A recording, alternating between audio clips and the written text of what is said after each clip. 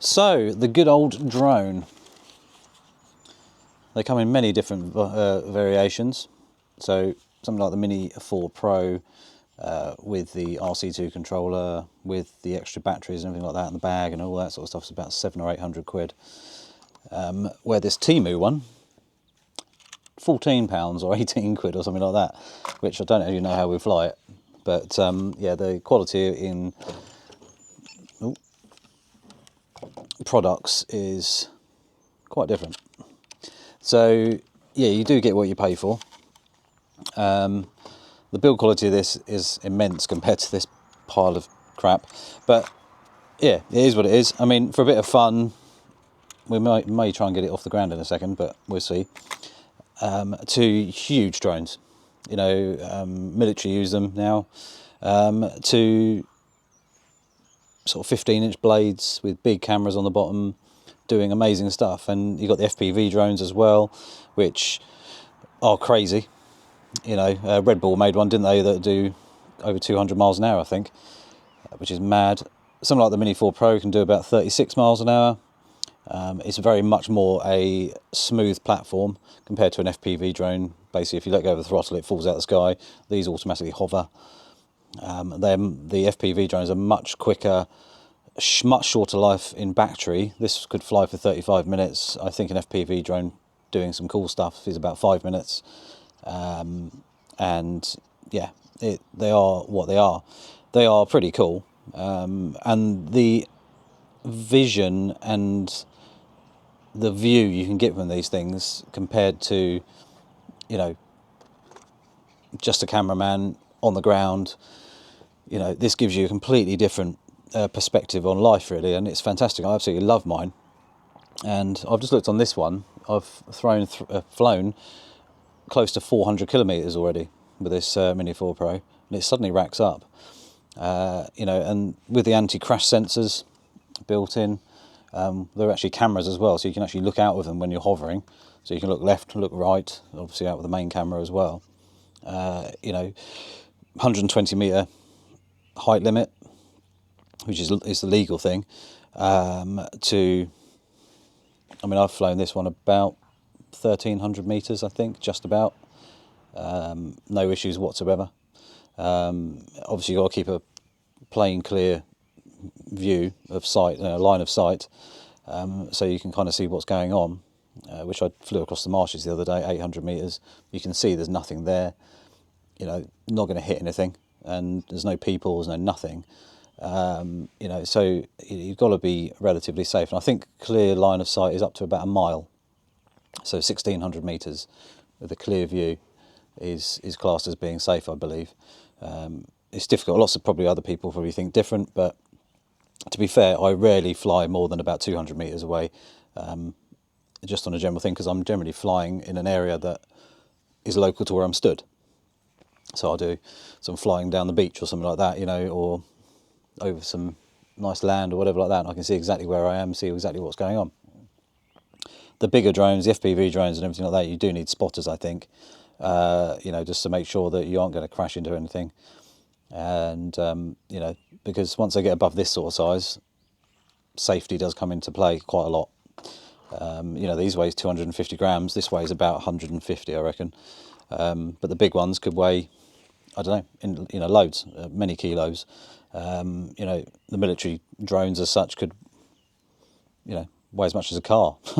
I don't really know on that side of things, but you know, they have changed the way that we film and photograph things now. It's so amazing, and they're much cheaper to run than a helicopter. Yeah, a helicopter still has its place, but the drones have allowed us, as photographers, videographers, you know, creative people, to film some beautiful cinematic flights. It's amazing. I love it. And you know, getting up early, getting the sunrise, you know, stuff like that is awesome. So let me know which drone you fly, or if you're thinking about flying or buying a drone. The Mini 4 Pro is incredible. It is one hell of a bit of kit, and you know, it does do the job very, very well. You know, hands free. too cold for that.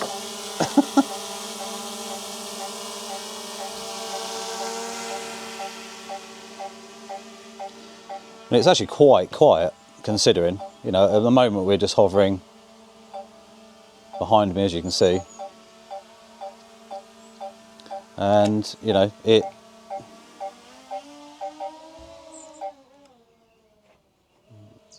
it's hovering, so it isn't going to be as quiet as you'd expect it to be. You can hear it in the background, I'm sure.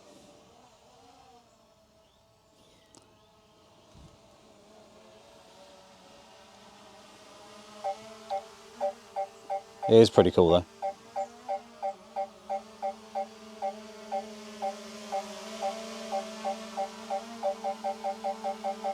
You can hear it beeping away with the sensors and everything.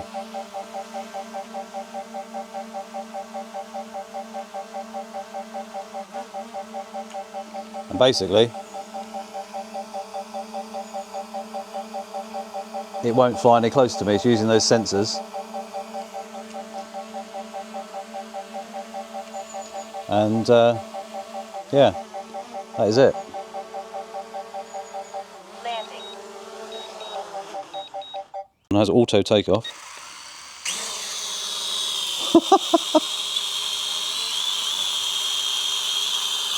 To be fair, it sounds horrible.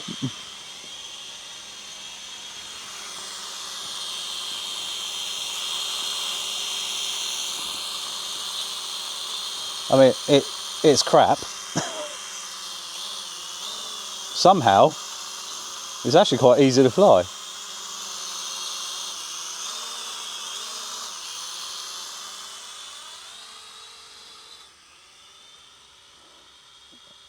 Somehow it's actually got some kind of positioning. It sounds nasty, it sounds cheap. I mean, oh, and now it's doing its own thing. It's flying backwards. Don't really know why. Why is it flying backwards? It just wants to go backwards now.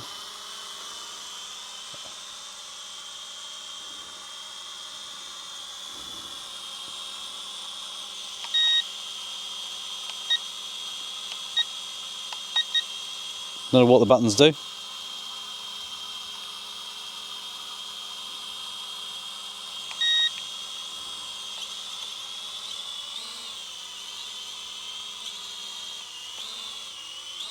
It still wants to keep.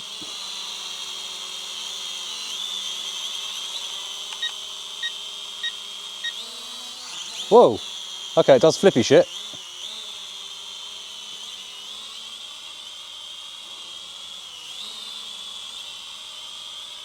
It still keeps wanting to fly away. We don't know why. It's still trying to fly away from me.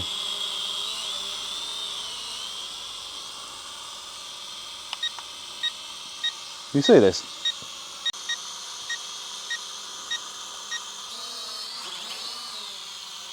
It does flips and stuff. Considering it's about a full. No, it's a cheap rubbish one from Temu. Yeah. Really? Ooh, it does. It might be a cheap one, but it's clever. It's crap. But it just keeps wanting to fly backwards. I don't know why. Look, it just keeps going backwards. Bye. I don't know why it keeps flying backwards. It doesn't want to leave you to.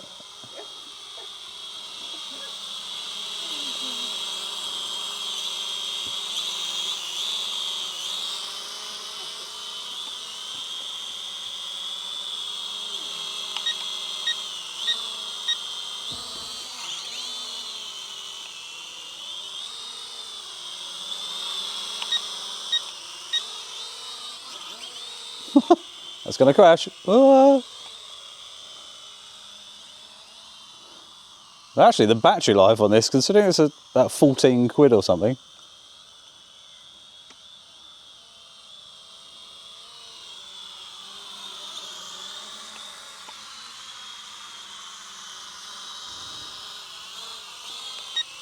And landing.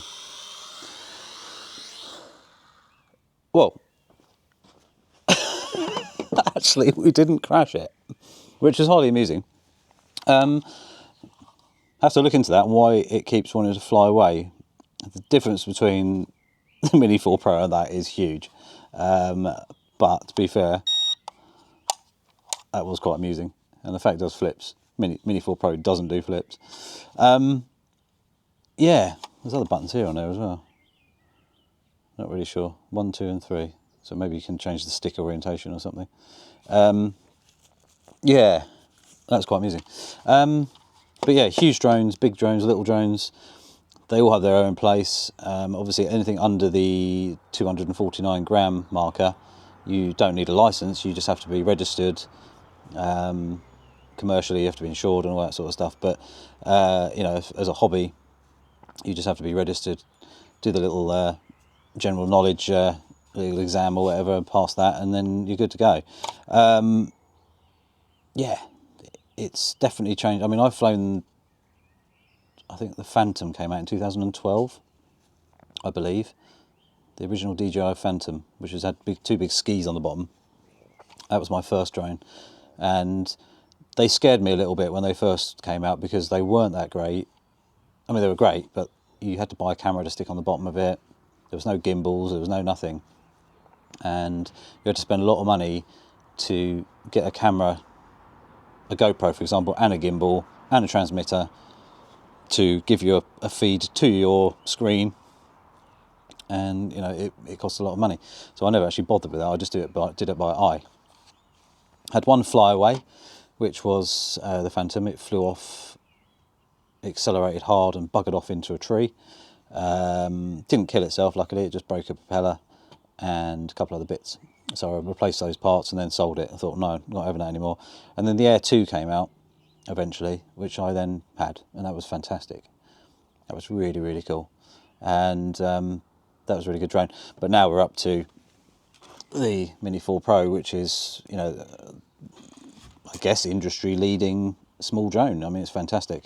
I haven't flown any others, but you know, for me, this is absolutely banging. It does what it needs to do.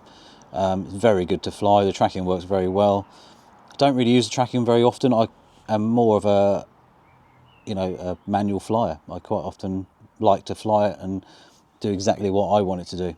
So yeah, it's definitely a tool of the trade nowadays, and not that expensive to repair if you crash it. Not that I've crashed it, but you know, they are replaceable parts and everything like that. You can send it to DJI and you'll either get a replacement one in within a couple of days, or you can buy obviously new propellers and bits and pieces anyway. A new arm, I think, you can buy. But yeah, fantastic bit of kit, and 3 batteries, fast chargeable. You know, they work really, really well.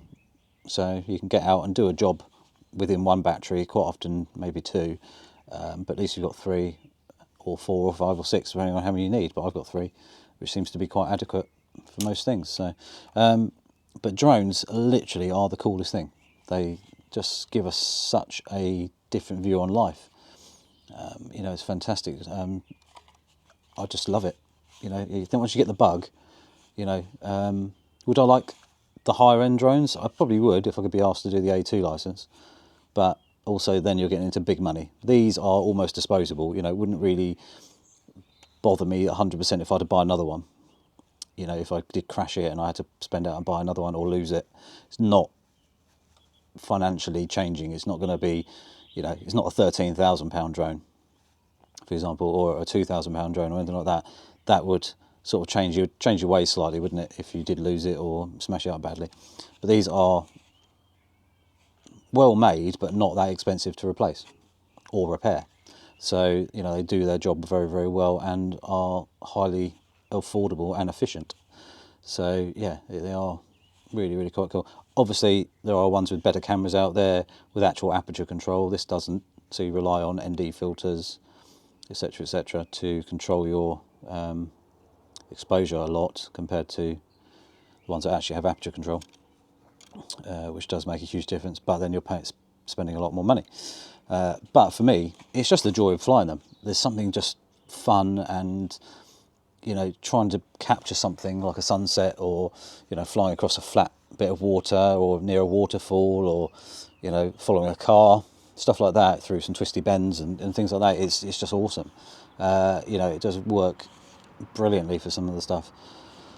So yeah, anyway, I'm going to just put a little montage of a couple of the clips that I've done and see what you think. Far from perfect pilot, but everything you'll see will be manually flown with this or the Mini 3 Pro. More likely with this. I'm just going to go through the library of stuff that I've captured, and you'll be able to see a few different clips. Let me know what you do. Do you have a Mini 4 Pro or Mini 3 Pro, or you've gone slightly bigger? Noisy plane. Have you gone slightly bigger on the like the Air 3 or something, or whatever? But let me know. Or do you use a completely different make? So if it's not DJI, there's other makes out there, isn't there, that are very good as well, I believe. But this is what I use. It's a cool bit of kit.